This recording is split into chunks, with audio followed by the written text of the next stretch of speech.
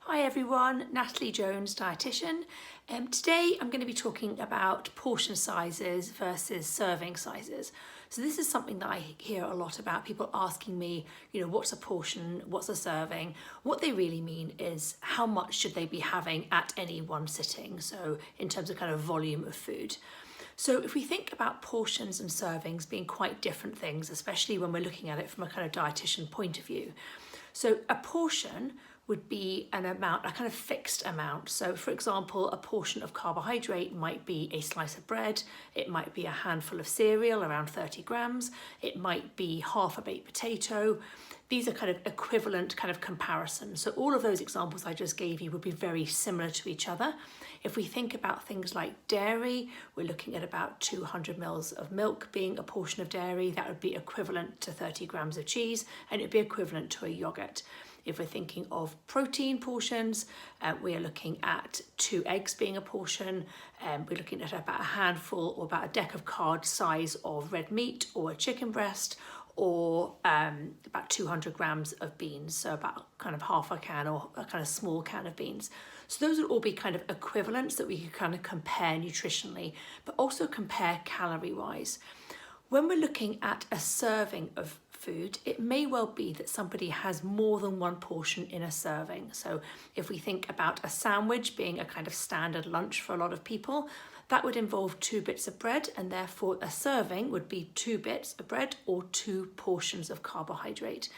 So when we're thinking about actually how much somebody should have, it varies very much on their total calorie requirements. So that's based on lots of different factors.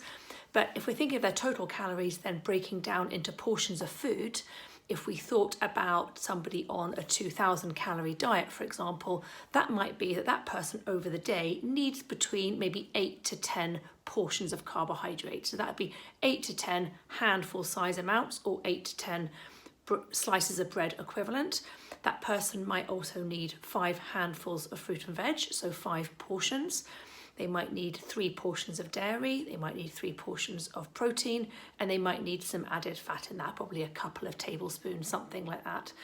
So when we're looking at those portion amounts over the day, that then equates to calories over the day, and that then equates to weight change depending on what those goals are.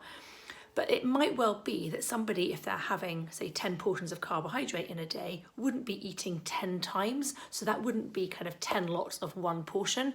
It might be that in any one serving, they have 2 to 3 portions of carbohydrate in that food. Or it might be that if somebody's having a steak and they're having more than 1 deck of card size of red meat, that person has 2 of their 3 portions over the day. So it's important to think of it this way, because quite often people think they look at a packet and they think of, is that a serving size? And a really good example would be on a packet of pasta, for example. It would often say a serving size is 75 grams.